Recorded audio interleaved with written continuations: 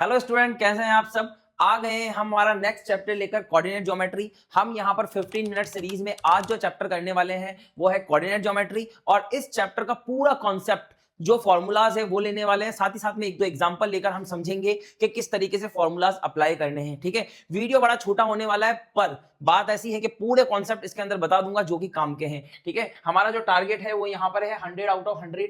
ठीक है, board preparation हम कर रहे हैं, लास्ट मिनट रिविजन हमारा यहाँ पर चल रहा है। तो अब हम बात करते हैं यहाँ पर कि सबसे पहले क्या है इसमें बेसिक्स। तो बेसिक्स ये है कि कोऑर्डिनेट प्लेन को पहले समझना पड़ेगा, है ना।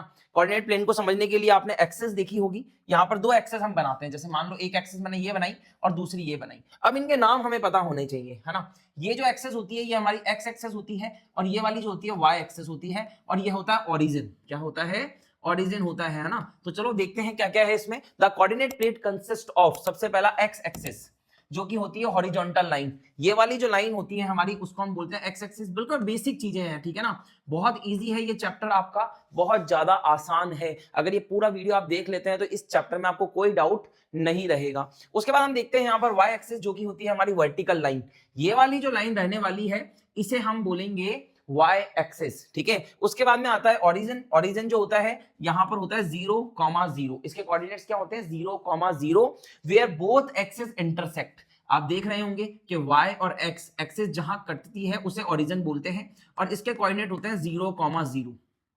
बिल्कुल बेसिक है, इतना आपको पता होगा। उसके बाद बोलते हैं any point is represented as p x, y। अब यहां पर इस चैप्टर में हम जो भी पॉइंट हमें गिवन होगा या जो भी पॉइंट हमें निकालना होगा उसे हम x, y से रिप्रेजेंट करेंगे। आगे वाला कोऑर्डिनेट x का रहने वाला है, पीछे वाला y का रहने वाला है। ये बिल्कुल बेसिक है, आपको पता होगा।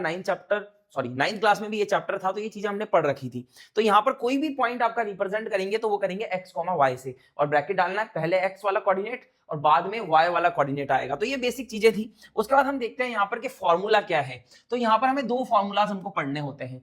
यहाँ पर हम दो फॉर्मूला पढ़ते हैं, एक तो पढ़ते हैं डिस्टेंस फॉर्मूला और दूसरा पढ़ते हैं हम यहाँ पर सेक्शन फॉर्मूला। आई बात समझे? तो डिस्टेंस फॉर्मूला देखते हैं कैसे अप्लाई करेंगे। मान लीजिए कि आपके पास में दो पॉइंट्स है ना, जैसे एक लाइन है, ये लाइन होने वाली है, और इस पर आपके दो कोऑर्डिनेट्स है। एक कोऑर्डिनेट तो यहाँ पर जिसको P बोलते हैं, और इस कोऑर्डिनेट को हम Q बोलते हैं। ठीक है, अब P पॉइंट जो होगा या P जो होगा उसके कोऑर्डिनेट आपको गिवन होंगे, तो वो जो भी कोऑर्डिनेट होंगे उसे हम लिखेंगे x1 और y1। क्या रखेंगे? x1 और y1। और जो हमारा सेकंड पॉइंट है उसके कोऑर्डिनेट को हम बोलेंगे x2, y2। क्या बोलेंगे? x2, y2। समझ में आई बात? क्या बोलेंगे हम इसको? x2, y2 बोलेंगे। तो यहां पर जो हमारा P और Q की डिस्टेंस होने वाली है, P और Q की क्या डिस्टेंस रहने वाली है, तो इसके लिए हम एक फॉर्मूला पढ़ते हैं और वो होता है distance formula. Distance formula for any two points A और बी। तो क्या फॉर्मूला होता है? रूट में x2 माइनस x1 का whole square plus y2 minus y1 का होल स्क्वायर। ठीक है ना, ये ध्यान रखना। क्या फॉर्मूला बनने वाला है? रूट के अंदर आपका बनेगा, दोहराइए मेरे साथ में, रूट में बनेगा x2 माइनस x1 का whole square plus y2 minus y1 का होल स्क्वायर। अगर आप x1 को आगे और x2 को पीछे रख देते हैं तो भी कोई फर्क नहीं पड़ेगा। बस कोऑर्डिनेट लेते समय आप ये ध्यान रखना कि आपने जो साइन लिए हैं वो क्या ठीक है, क्या वो साइन जो आपने लिए हैं वो परफेक्ट होने चाहिए आपके। ठीक है ना, तो यहां पर आपका ये डिस्टेंस फॉर्मूला होता है x2 minus x1 whole square plus y2 minus y1 का होल स्क्वायर, और पूरे पे आपको रूट लगाना है। आगे बात समझ में? स्पेशल केसेस देख लेते हैं यहाँ पर क्या स्पेशल केसेस रहने वाले हैं। तो स्पेशल केसेस में क्या होगा कि डिस्टेंस फ्रॉम ओरिजिन, अगर आपको ओरिजिन से डिस्टेंस पता करनी है, जैसे मान लीजिए कि एक पॉइंट है आपका यहाँ पर ए, है ना, उसके कोऑर्डिनेट है x1, y1, और एक कहीं पे दूर पॉइंट बैठा है यहाँ पर, और यह ओरिजिन, और इसके कोऑर्डिनेट है 0,0। ओरिजिन के कोऑर्डिनेट 0,0 होंगे। तब आपका डिस्टेंस फॉर्मूला जो है वो केवल क्या रह जाएगा? X square plus Y square. ऐसा क्यों होगा? क्योंकि यहाँ पर x2 y2 जो है ना हमारे, वो तो 0 हो गए, है ना। अगर इस फॉर्मूले में रखते हैं हम, मान लो यहाँ पर और यहाँ पर हम कोऑर्डिनेट 0,0 रखेंगे, तो x2 माइनस 0 केवल x2 बच जाएगा, तो उसका स्क्वायर। तो यहाँ पर सिंपल फॉर्मूला आपका जब ओरिजिन से डिस्टेंस पता करनी है तो बन जाएगा रूट में X square plus Y square. ठीक है, ये ऐसे क्वेश्चन जो है वो एमसीक्यूज में बहुत पूछे जाते हैं, तो एमसीक्यूज में जल्दी करना होगा आपको, तो एमसीक्यूज के लिए आप इसको अप्लाई कर सकते हैं। ओरिजिन से अगर डिस्टेंस निकालनी है तो सिंपल रूट में क्या रहने वाला है? x2 मतलब X square plus Y square, ठीक है ना, क्योंकि आपका एक कोऑर्डिनेट 0,0 होगा। तो ये स्पेशल केस भी मैंने बता दिया, ये पहला फॉर्मूला था और ये बहुत आसान है, ठीक है ना, ध्यान रखना इस चीज का। चलो उसके बाद पढ़ते हैं हम सेक्शन फॉर्मूला। अब सेक्शन फॉर्मूला क्या चीज होती है, नाम से ही पता चल रहा है कि आपके पास में एक लाइन होगी और उसका आपको सेक्शन करने होंगे, उसको 2 भाग में, 3 भाग में या फिर 4 भाग में उसको आप काट कर उसके कोऑर्डिनेट्स निकालेंगे। तो यहां पर आपका सेक्शन फॉर्मूला काम में आएगा। जैसे कि मैं आपको पूरा समझा देता हूं एक बार। मान लीजिए एक लाइन है मेरे पास और इसे मैं बोलता हूं ये है मेरा ए और ये है मेरा बी, ठीक है ना, और मान लीजिए यहां पर एक पॉइंट है आर, इसके कोऑर्डिनेट हमें यहां पर फाइंड करने हैं और इसके कोऑर्डिनेट आपको गिवन होंगे जिसे हम x1 y1 कहेंगे और इसे हम कहेंगे x2 y2, ठीक है ना, x2 y2 और ये होगा x1 y1। आई बात समझ में। अब यहां पर ये जो r है ना, जब यहां पर r बीच में आकर बैठेगा इस लाइन में, तो जाहिर सी बात है ये इस लाइन को किसी रेशो में डिवाइड करेगा, तो उस रेशो को हम बोलेंगे m1 और m2। समझ में आई बात। यहां पर m और n भी काम में लेते हैं, पर मैं यहां पर सिंपल जो हमारी बुक में फॉर्मूला है वो हम बात करेंगे। तो m1 और m2 रेशो में इसको डिवाइड करता है, ये सब कुछ आपको गिवन होगा। फिर आपसे वो पूछेगा कि बताइए r के कोऑर्डिनेट्स क्या होंगे, तो r के कोऑर्डिनेट को हम मान लेंगे कैपिटल X और कैपिटल Y, ठीक है ना। समझना कैसे प्रोसेस में लाएंगे क्वेश्चंस को, कि सबसे पहले तो आपको वो पॉइंट बनाने हैं जो गिवन होगा, फिर रेशो बनाने हैं और फिर आपको इसका कोऑर्डिनेट मानने हैं x, y, capital X capital Y कर देते हैं। अब कैपिटल X और कैपिटल Y कैसे निकलेगा, ठीक है ना, तो इसका सिंपल फॉर्मूला है कैपिटल X निकालने का, m2x1 प्लस m1x2 और अपॉन में आ जाएगा आपका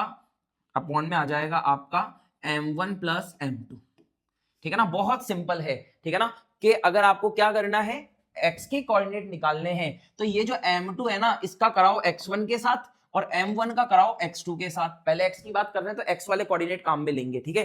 तो यहां पर m2x1 प्लस m1x2 और अपॉन में क्या आ जाएगा, रेशियोज का सम, मतलब m1 प्लस m2। उसी तरीके से अगर आपको कैपिटल Y निकालना है तो कैपिटल Y के लिए y कोऑर्डिनेट काम में लेंगे, है ना, और बहुत सिंपल है 2 1 1 2। तो यहां पर आएगा आपका m2 y1 plus m1 y2 और अपॉन में आ जाएगा m1 प्लस m2, ठीक है ना। ये 2 सेक्शन फॉर्मूलाज है और इन 2 सेक्शन फॉर्मूलाज पे क्वेश्चंस पूछे जाते हैं। बहुत आसान है कि अगर x निकालना है तब क्या फॉर्मूला काम में लेंगे, तब हम यहां पर काम में लेंगे m2x1 plus m1x2 upon m1 plus m2, और y निकालना है तो काम में लेंगे m2y1 plus m1y2 upon m plus m2, m1 plus m2। Simple है ना। स्पेशल केस देख लेते हैं इसका स्पेशल केस है कि अगर कोई पॉइंट यहां पर बीच में आता है और सेम रेशो में डिवाइड कर देता है, ठीक है ना, जैसे 4 सेंटीमीटर की लाइन थी और उसको बीच वाला पॉइंट 2 सेंटीमीटर और 2 सेंटीमीटर में डिवाइड कर देता है, तो जो रेशो आने वाला है वो 1:1 आएगा, 1:1 आएगा। मतलब m1 और m2 की वैल्यू क्या हो गई, बराबर हो गई। m1 और m2 की वैल्यू क्या हो गई, बराबर हो गई। तो मैंने यहां बोला कि फॉर मिड पॉइंट वही होगा जो बीच में बराबर भागों में बांटेगा, तो मिड पॉइंट के लिए m1 और m2 क्या हो जाएगा, 1 हो जाएगा। तो आप देखो जहां जहां m1 m2 है वहां 1 रखेंगे तो हमें x के कोऑर्डिनेट क्या मिलेंगे, x का कोऑर्डिनेट मिलेगा x1 प्लस x2 अपॉन में 2 और y के कोऑर्डिनेट मिलेंगे हमको y1 प्लस y2 अपॉन में 2। क्यों, क्योंकि यहां पर सम आपका 1 और 1 2 बन जाएगा और यहां पर 1 और यहां पर 1 से मल्टीप्लाई जब होंगे कोऑर्डिनेट्स तो कोई फर्क नहीं पड़ेगा। तो ये मिड पॉइंट के लिए है। अगर आपको ऐसे बोल देता है ना कि कोई एक पॉइंट है और वो मिड पॉइंट बन रहा है, तो आपको बिना सोचे समझे ये फॉर्मूला लगा देना है, आपको ये लंबे मेथड की तरफ नहीं जाना है। आगे बात समझ में, क्या फॉर्मूला होगा, x कोऑर्डिनेट के लिए होगा x1 प्लस x2 अपॉन में 2 और y के लिए होगा y1 प्लस y2 अपॉन में 2। आगे बात समझ में, बहुत आसान है, ठीक है ना। तो इसका स्क्रीनशॉट भी आप ले सकते हैं, नहीं तो ये बिल्कुल जनरलाइज, आप एक बार पढ़ेंगे आपको समझ में आ जाएगा। चलो आगे बढ़ते हैं। तो यहां पर हमारे पास में एक क्वेश्चन आता है और ये क्वेश्चन बोलता है कि यहां पर P पॉइंट है, Q पॉइंट है, आप यहां पर डिस्टेंस बताइए, मतलब आप यहां पर PQ बताइए। डिस्टेंस फॉर्मूला याद करो हमारा क्या होता है, अभी यहां पर डिस्टेंस फॉर्मूला होता है हमारा रूट में x2 माइनस x1 का whole square plus y2 minus y1 का होल स्क्वायर, ठीक है ना। साइन का थोड़ा ध्यान रखना, कहां प्लस है और कहां माइनस है। उसके बाद हम यहां बात करते हैं कि इसको मान लेते हैं हम x1 y1 और इसको मान लेते हैं हम x2 y2। तो सिंपल आपको वैल्यूज पुट करानी और कुछ भी नहीं करना, ठीक है ना, और बेसिक कैलकुलेशन है। x2 माइनस x1, x2 कौन है 7 माइनस x1 कौन है हमारा 3 और उसका आ जाएगा होल स्क्वायर y2 कौन है हमारा यहाँ पर 8 माइनस y1 कौन है यहाँ पर हमारा 2 और उसका होल स्क्वायर, और फिर इसके बाद इसको सॉल्व कर लेंगे बहुत इजी तरीके से। 7 माइनस 3 क्या होता है 4, 4 का स्क्वायर बनेगा। 8 माइनस 2 क्या होता है 6, 6 का स्क्वायर बनेगा। तो इसको जब सॉल्व करते हैं तो 4 का स्क्वायर 16 आता है और 6 का स्क्वायर 36 आता है।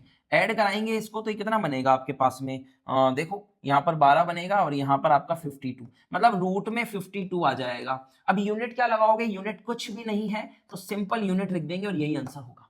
ठीक है ना, सारे क्वेश्चन इसी पैटर्न से करने हैं आपको। बस इसमें ध्यान रखने वाली क्या बात है कि कोऑर्डिनेट जो है ना वो माइनस प्लस में आ जाते हैं। ठीक है ना, तो साइन के साथ में थोड़े अवेयरनेस आपको यहाँ पर शो करनी पड़ेगी। साइन को लेकर आप काफी अवेयर रहना। कोऑर्डिनेट ज्योमेट्री चैप्टर बहुत आसान है, बट साइन अगर गलत लगा दिए ना या माइनस प्लस में मिस्टेक कर दी तो पूरा क्वेश्चन जो है वो गलत हो जाएगा, पूरा आंसर जो है वो गलत हो जाएगा, मार्क्स आपको मिलेंगे नहीं। यहाँ पर सिली मिस्टेक्स बहुत होती है बच्चों से, तो ये चीज आपको ध्यान रखनी है। कोऑर्डिनेट ज्योमेट्री एक आसान चैप्टर है, मैं फिर से कह रहा हूं। ठीक है, अब बढ़ते हैं हम हमारे आगे की तरफ, और आगे भी हमें मिलता है एक सेकंड क्वेश्चन। उसमें ये कहता है कि P और Q आपके पास में कोऑर्डिनेट्स हैं और इसे यहाँ पर R जो है ना वो रेशो में डिवाइड करता है M1 और M2 में। अब M1 M2 हम पढ़कर आए फॉर्मूला, हाँ ये रेशो बन गए। और R के कोऑर्डिनेट बताने तो R के कोऑर्डिनेट कैपिटल X और कैपिटल Y मान लेना। ठीक है ना, मैं स्मॉल x और स्मॉल y इसलिए नहीं मान रहा क्योंकि हमने पहले से ही ले रखे हैं, आप मान भी ले तो कोई फर्क नहीं पड़ेगा। ठीक है, अब इनको क्या मानना है, इनको मानना है x1 और ये y1 बन जाएंगे। उसी तरीके से ये बन जाएगा x2, y2। और r के कोऑर्डिनेट आपको पता करने हैं तो सिंपल फॉर्मूला दोहराइए मेरे साथ। कैपिटल X क्या होगा m2 x1 plus m1 x2 upon m1 plus m2, ये फॉर्मूला है और ये बहुत आसान फॉर्मूला है। चलो वैल्यू पुट कराते हैं इसमें। तो m1 m2 की वैल्यू 2 है, 2 इंटू x1 मतलब 2 इंटू 2 कितना बनेगा 2 इंटू 2 बनेगा यहाँ पर, और m1 x2 1 इंटू 8 क्या बनेगा 1 इंटू 8, और नीचे आएगा m1 प्लस m2 मतलब 1 प्लस 2 क्या बनेगा 1 प्लस 2। कैपिटल X होगा यहाँ पर 4 प्लस 8 बनेगा और ये बनेगा 3, तो ये आपका आएगा 13/3, सॉरी 13/3 नहीं आएगा 12/3 आएगा, और इसको काटेंगे तो ये आएगा 4। ठीक है ना, इसको यूनिट बोल देना या फिर इसको आप 4 ही रहने देना। तो यहाँ पर आपका जो कैपिटल X है वो आ जाएगा 4, क्या आ जाएगा कैपिटल X 4 आ जाएगा। उसी तरीके से आप कैपिटल Y निकाल लेंगे। कैपिटल Y के लिए आपको फॉर्मूला कौन सा लगाना है, फॉर्मूला आपको लगाना है यहाँ पर m2 x1 plus m1 x2 upon m1 plus m2। इस फॉर्मूले को ध्यान से देखना। ठीक है, m2 और y1 का प्रोडक्ट m2 y1 मतलब 2 इंटू 3 क्या लिखेंगे 2 इंटू 3 लिखेंगे, प्लस m1 y2 m1 और y2 1 इंटू 7 1 इंटू 7 आएगा, है ना, देखते जाना क्या हो रहा है। और m1 प्लस m2 की बात करेंगे तो 1 प्लस 2 करेंगे, क्या करेंगे 1 प्लस 2 करेंगे। अब इसको सॉल्व करते हैं तो 2 3 जा 6 होता है, 1 7 जा 7 होता है, और यहाँ बनेगा 3, तो आपके कोऑर्डिनेट आ जाएंगे 13/3। ठीक है ना, y के कोऑर्डिनेट क्या मिल गए आपको 13/3, है ना। ठीक है, बहुत सिंपल है। अब यहाँ पर ध्यान देना कि कोऑर्डिनेट्स जो हैं वो आपके फ्रैक्शन फॉर्म में आ सकते हैं, रूट में आ सकते हैं, पॉइंट्स में आ सकते हैं, है ना, डेसिमल में आ सकता है, या फिर सिंपल भी आपके आ सकते हैं। ठीक है ना, तो ऐसे पैनिक मत होना कि अरे यार मेरा कोऑर्डिनेट तो फ्रैक्शन में आ गया, कट ही नहीं रहा, क्या करूं, फ्रैक्शन फॉर्म में ही लिख देना। मतलब r के जो कोऑर्डिनेट यहाँ बनेंगे ना वो बनेंगे x, y, और क्या कोऑर्डिनेट निकले हमारे x का 4 निकला, y का निकला 13/3, ये फाइनल आंसर हो जाएगा। ऐसे रिप्रेजेंट करोगे ना तो गारंटी इस चीज की मार्क्स एक भी नहीं कटेगा। ठीक है ना, पूरी चीजें बता देना क्वेश्चन में, सारी चीजें अच्छे से एक्सप्लेन करना ताकि एग्जामिनर देखकर आपकी कॉपी को खुश हो जाए। आगे बात समझ में, चलो तो एक लास्ट कॉन्सेप्ट है वो भी देख लेते हैं, कोलिनियर। ये कोलिनियर कॉन्सेप्ट जो होता है ना भैया, ये बहुत इंपॉर्टेंट कॉन्सेप्ट है। क्या होता है इसके अंदर, lie on the same straight line. जैसे मान लीजिए एक लाइन मैंने यहाँ पर ये बनाई, है ना, एक लाइन बनाई और मैंने यहाँ कुछ पॉइंट्स बनाए, ये बनाया मैंने P, ये मैंने Q बनाया, ये मैंने R बना दिया और ये मैंने S बना दिया।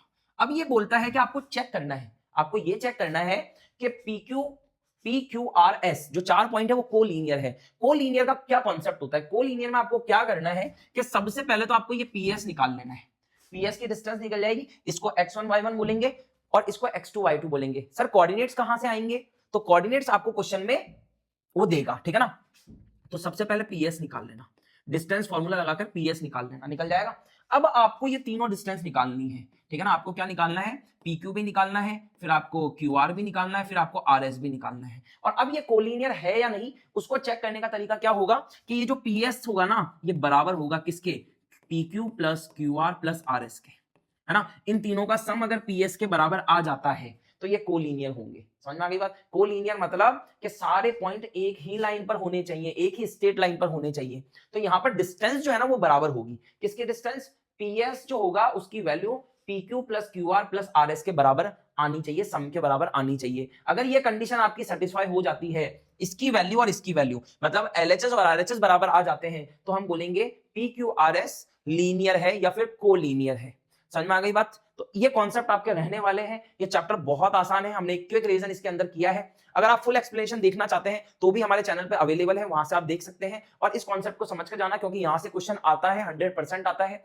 और अगर आप नहीं समझेंगे तो आप इकलौते बच्चे होंगे जिसका ये क्वेश्चन गलत होगा, क्योंकि बाकी सबने कोऑर्डिनेट ज्योमेट्री बहुत मजबूत कर रखी है, बहुत अच्छे से पढ़ रखी है। आगे बात समझ में? अब ये चैप्टर आप जब एनसीईआरटी का कर ले तो उसके बाद में यहाँ डिस्क्रिप्शन में एक टेस्ट है, वो जाकर देखना और वो लगा देना चुपचाप से बैठकर। अगर वो चैप्टर आपने बहुत अच्छे से पढ़ने के बाद ये टेस्ट लगा दिया तो फिर आपका ये चैप्टर मजबूत हो जाएगा और आपके फुल मार्क्स आने से कोई नहीं रोक पाएगा। आगे बात समझ में? अगर आपको वीडियो अच्छा लगा तो लाइक करके अपने दोस्तों का शेयर करो। मिलते हैं नेक्स्ट वीडियो में, तब तक के लिए टाटा बाय बाय।